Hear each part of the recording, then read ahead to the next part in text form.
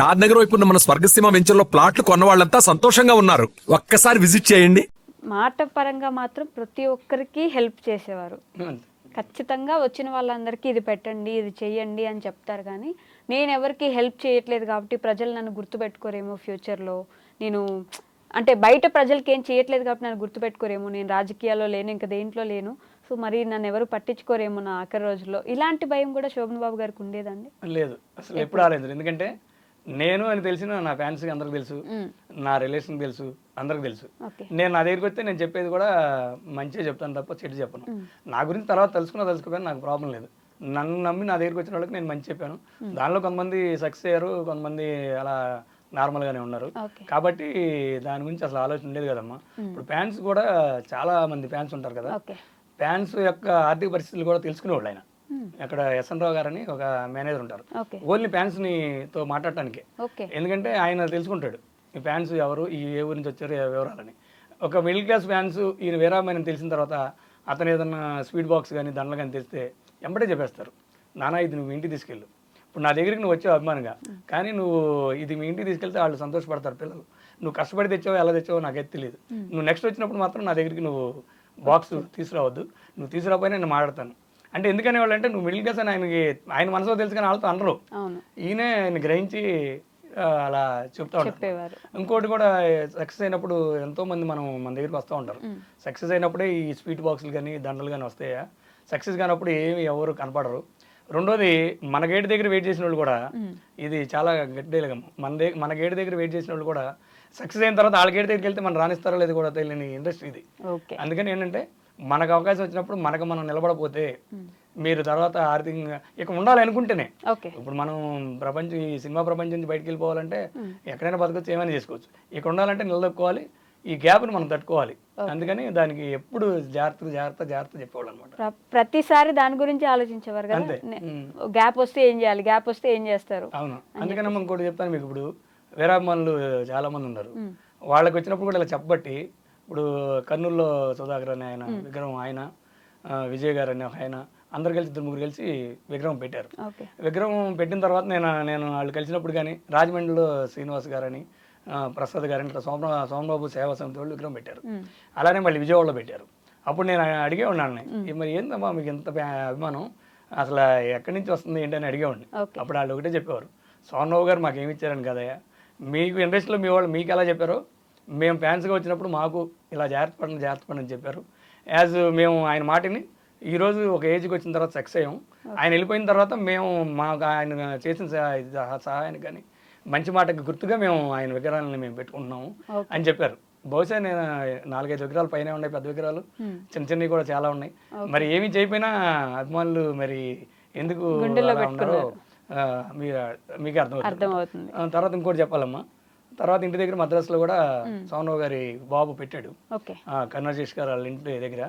ఈ రోజు నిజం చెప్పాలంటే అక్కడ అన్ననగర్కి వెళ్ళే దారిలో ఉంటుంది మేతా నగర్ అని, గూగుల్లో కూడా ఆ అడ్రస్ సోమబాబు విగ్రహం అనే అడ్రస్ కేర్ ఆఫ్ అడ్రస్గా అలా ఇది నిలబడిపోయింది. అక్కడ ఆటో వాళ్ళకి కానీ వాళ్ళు కానీ వీళ్ళు కానీ ఏదని చెప్తే వాళ్ళకి అర్థం కాదు మేతా నగర్ అంటే. సోమబాబు విగ్రహానంలోనే ప్రజెంట్ ఇప్పుడు అర్థమైపోద్ది. దాన్ని గూగుల్లో కూడా ఎక్కించారంటే ఆ విగ్రహానికి ఎంత విలువ ఉందో మీరు చెన్నైలో ఆలోచించండి. సో సినిమాల్లో ఆయన చేస్తున్న సినిమాల్లో బాగా కష్టపడిన సినిమా ఏంటి అంటే? మ్యాక్సిమం ఆయన రిలాక్స్ గానే ఎక్కువ చేస్తారు, కానీ స్టార్టింగ్ లో కొన్ని ఫైట్ సీన్లు వచ్చి కొట్టుకోటాలు అయి ఉండే కదా, పాపం వాళ్ళ మదర్కి తెలిసేది కాదు. కొట్టారంటే తల్లి తిన్నారనుకొని ఇంటికి వచ్చిన తర్వాత బాధపడేది, మా అబ్బాయిని చాలా మంది కొట్టారు, తర్వాత మా అబ్బాయి ఎట్టకుండా నిలబడి వాళ్ళు కొట్టాడని. అప్పుడు సౌండ్ వారు కానీ కొంతమంది మేము ఇండస్ట్రీలో యాక్టింగ్ అని మేము అప్పుడు చెప్పేవాళ్ళం అనమాట, అమ్మమ్మ ఆయన కొట్టడం ఏంటమ్మా, అది సరదాగా సినిమా అని చెప్పేవాళ్ళం. ఏమన్నా ఏం దెబ్బలు తగిలి మా అబ్బాయి కానీ ఆయన కనుక్కొని నాకు రిలాక్స్ అయిన దాకా వాళ్ళ మదర్ కొంచెం తల్లి ప్రేమ వేరే కదా ఎప్పుడైనా సరే, అలా బాధపడుతూ ఉండేది. ఎక్కువ మ్యాక్సిమం లేడీ స్టోరీలే కాబట్టి బాగా కష్టపడ్డారు అని నేను కూడా చెప్పడానికి లేదు. డ్యాన్స్ విషయాల్లో కానీ దేంటైనా సరే నార్మల్గా ఆయన గ్లామర్తోనే, ఇద్దరు హీరోయిన్ల స్టోరీస్తోనే ఎక్కువ వెళ్ళారన్నమాట, అంతే. ఓకే, హిట్ పేరు అంటే ఎవరి ఐ మీన్ ఏ హీరోయిన్ తో హిట్ పేరు ఉండేది ఆయనకి బాగా? అంటే ఇప్పుడు అందరూ ఆల్మోస్ట్ మిక్స్ అమ్మా. ఇప్పుడు జీవన్ జ్యోతి జనరల్ గా అప్పుడు జీవన్ జ్యోతి సూపర్ హిట్ వాణిశ్రీ గారితో, శారదా గారితో 4-5 సినిమాలు ఉన్నాయి, తర్వాత జయసుధ గారితో ఉన్నాయి, తర్వాత సుహాసిని గారు రాధా గారితో ఉన్నాయి, విజయశాంతితో ఉన్నాయి. అంటే ఆల్మోస్ట్ అందరూ 5-6 హీరోయిన్లతో సక్సెస్ ఎప్పుడు ఉంది ఆయనకి, ఇటు పేరు కూడా ఉంది.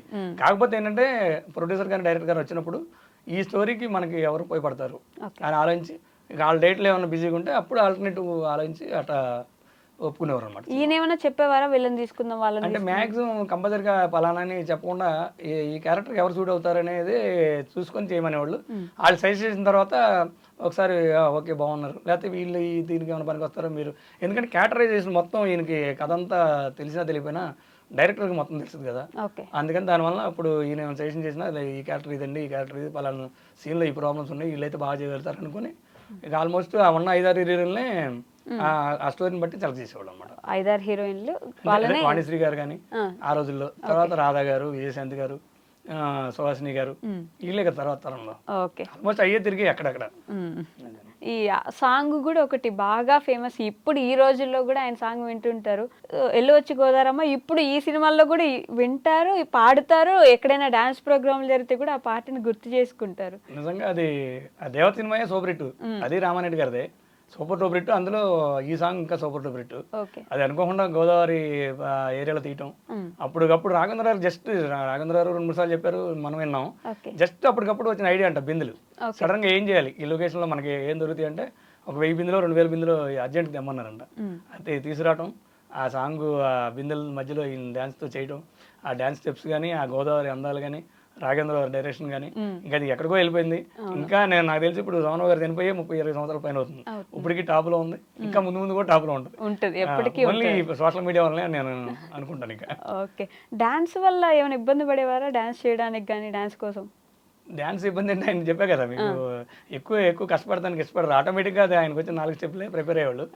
సరదాగా సలీం మాస్టర్ కానీ వేరే డాన్స్ మాస్టర్లు ఏం చేసేవాళ్ళు అంటే ఒక సిచ్యువేషన్ తగ్గట్టు కొన్ని డిఫరెంట్ స్టెప్స్ ఉంటాయి కదా, కొంచెం రకరకాల స్టెప్స్, అవన్నీ చూసేవాళ్ళు ఆయన చేసి చూపించినప్పుడు.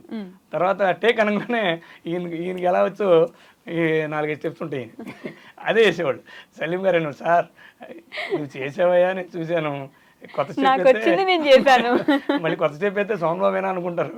సోమబాబు వరకు 20 ఏళ్ళకి అలవాటు అయిపోయారయ్యా నవ్వుకుంటూ అనేవారు అనమాట. ఇక అందరూ నవ్వేవాళ్ళం అంతే.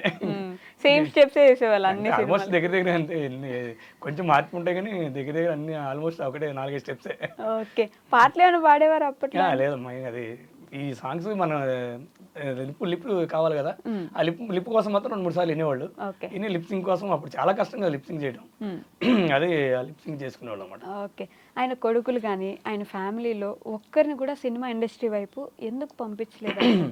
అదేనా మా రోజులు ఉన్న పరిస్థితుల్లో సినిమా ఇండస్ట్రీ ఇప్పుడు ఇంత పాన్ ఇండియా లాగా లేదు, ఉన్న పరిధిలో ఉండేది. ఆ పరిధిలో ఉన్నప్పుడు కూడా కొంతమంది దెబ్బతింటం చూసాం. తర్వాత సంపాదించి దెబ్బతిన్నారు, కొంతమంది సంపాదించకుండా దెబ్బతిన్నారు, అందరం చూసాం. తనకి నా అదృష్టం బాగుండి నేను సక్సెస్ అయ్యాను కాబట్టి దీన్ని ఈ ప్రాపర్టీని మా బాబు జాతకు చూసుకుంటే చాలు. మళ్ళీ మనం సినిమాలకు తీసుకొచ్చి, ఇప్పుడు సినిమా ఎలా ఉంటుందంటేనమ్మా, ఇప్పుడు ఓ కాంట్రాక్టర్ లేకపోతే ఇంకేదైనా బిజినెస్ అనుకోమా, ఓ 10,000 అంటే 9,000 చేసి ఒక 1000 రూపాయలు మిలుచుకుంటాం. అది ఒక బిజినెస్. అది సినిమా బిజినెస్ అలా కాదు. 10,000 అని స్టార్ట్ చేస్తే 1,00,000 రూపాయలు కూడా అవ్వచ్చు. అంటే ఐ మీన్ సుమారుగా చెప్తున్నాను. ఇప్పుడు 50 లక్షల బడ్జెట్లో అవుతున్నాం అనుకో, 1 కోటి అవ్వచ్చు, 2 కోట్లు అవ్వచ్చు, 4 కోట్లు కూడా అవ్వచ్చు. లేదా ఒకవేళ 50 లక్షలు అనుకుని 50 లక్షలు తీసినా 25 లక్షలు కూడా బిజినెస్ రాకపోవచ్చు.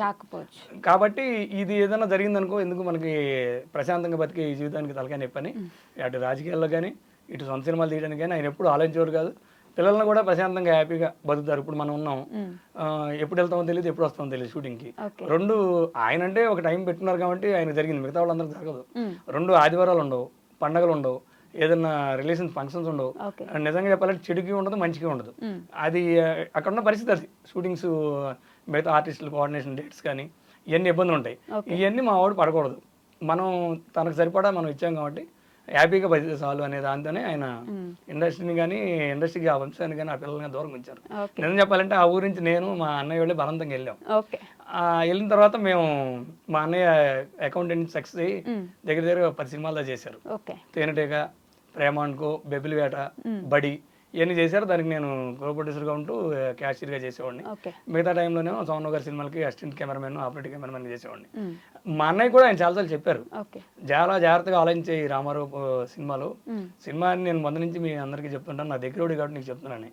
దాంతోపాటు నువ్వు సక్సెస్ అయినప్పుడు ఉన్న అమౌంట్తో కానీ, ఇప్పుడు నేను ఇందాక చెప్పాను కదా సైట్స్, అలా పలానా చోట నువ్వు కొనుక్కో, ఓకే. నీకు సినిమా ఎలా ఉన్నా సరే ఆ సైట్ నీకు ఫ్యూచర్లో ఉపయోగపడుతుంది అనేవాడు. ఉమ్. ఆ రోజుల్లో మా అన్నయ్య ఆ రోజు ఉన్న ఆఫీస్ మెయింటెనెన్స్ కానీ దీనికి కానీ ఆ సైటు కొనుక్కోలేకపోయాడు. సోమరావు గారు చెప్పినా కూడా నేను అదే అనుకుంటాను జీవితంలో. కోటా శ్రీనివాసరావు గారు 2-3 ఇంటర్వ్యూలో చెప్పారు ఏమని, ఇండస్ట్రీకి రావటం కదయ్యా, ఎంత ఆవగిందంతా అదృష్టం ఉండాలి, ఎంత టాలెంట్ ఉన్నా అని. ఓకే. నిజంగా ఆయన చెప్పినప్పుడు కొన్న సైటు కొన్న మా రిలేషన్లో కొంతమంది చాలా హ్యాపీగా ఉన్నారు ఇప్పుడు. మేమేంటంటే 14 సినిమాలు తీసామని మేము చెప్పుకుంటేనే తెలుస్తుంది పబ్లిక్కి. ఓకే. అలాంటి సిచ్యువేషన్ మేము వెళ్ళగలేము. అంటే అందరికీ మాలాగా ఉంటుందని కాదమ్మా. సక్సెస్ 10% ఉండబట్టే ఇంకా సినిమా ఇండస్ట్రీ ఇంకా ముందుకు వెళ్తుంది. ఆగదు కదా ఇప్పుడు. ఇప్పుడు మనం ఎవరికో ఒకళ్ళిద్దరికి మైనస్ వచ్చిందని ఆగదు. కానీ ఆగిపోయిన సినిమాలు ప్రసాద్ ల్యాబ్ లాంటిలో చాలా ఉంటాయి. ఓకే. కానీ ఆగిపోయిన సినిమాల గురించి కొత్తగా వచ్చేవాడు ఎవరు ఆలోచించరు కదా. ఎందుకంటే మనం చేయాలి, సినిమాలు చేయాలి, మనకు సక్సెస్ రావాలని ఆర్టిస్ట్ అనుకుంటాడు, డైరెక్టర్ అనుకుంటాడు, ప్రొడ్యూసర్ సక్సెస్ అయితే మనకి ఇంత అమౌంట్ పెడితే ఇంత వస్తుంది అనుకుంటాడు. అందుకన్నా సినిమా ఫీల్డ్ ఎప్పుడు ఆగదనేది కూడా ఆయన అప్పుడప్పుడు చెప్తూ ఉంటారు. ఆయన సినిమాలు ఎప్పుడైనా ఫ్లాప్ లాగా అక్కడ దాకా దగ్గర దాకా వెళ్ళి ఫ్లాప్ అయితే కూడా నిర్మాతలకు కానీ డైరెక్టర్స్కి కానీ అన్న హెల్ప్ చేసేవాళ్ళని అంటే చాలా తక్కువ ఉండేది. ముందే చెప్పాను కదా నీకు, పర్మనెంట్గా ముందే చెప్తారు నా రెమ్యునేషన్ ఇంత, మీరు స్టోరీ కానీ ఏది కానీ మీరు చక్కగా జాగ్రత్తగా ప్లాన్ చేసుకోండి. మళ్ళీ సౌండ్ చివరిలో అమౌంట్ తగ్గలేదు ఇంకో లేదు అని అనుకోవద్దు. మ్యాక్సిమం హెల్ప్ చేసేవాళ్ళు. ఒకవేళ చేయకపోయినా నన్ను ఏమనుకోవద్దు, ఎందుకంటే అన్ని తెలుసుకునే నా దగ్గర రమ్మన్నారు కాబట్టి. రెగ్యులర్గా ఆయనకి వచ్చే ప్రొడ్యూసర్లు కందేవి సత్యనారాయణ గారు, కేవీ సత్యనారాయణ గారు అని, రాజభూషణేశ్వరరావు గారు అని ఆల్మోస్ట్ అలా దగ్గర ఉంటారు. తర్వాత డ్రైవర్ బాబుకి బివిఎస్ఎన్ ప్రసాద్ గారు, ఆయన ఫస్ట్ పిక్చరు. అంతకుముందు ఇండస్ట్రీలో టచ్లో ఉన్న సోమరావు గారితో ఫస్ట్ పిక్చర్ డ్రైవర్ బాబు అనమాట. దానికి మా గురువు గారు కెమెరామెన్ సురేష్ గారు ఫస్ట్ ఆయనకి ఫస్ట్ పిక్చర్ అనమాట. తర్వాత బిఎస్ఎన్ ప్రసాద్ గారు ఛత్రపతి అలా 4-5 సినిమాలు తీసి పెద్ద ప్రొడ్యూసర్ అయిపోయారు అనమాట. తర్వాత సోమరావు గారు రిటైర్ అయ్యారు కాబట్టి ఆయనతో తీసే అవకాశం రాలేదన్నమాట. ఇంకా రాలేదు.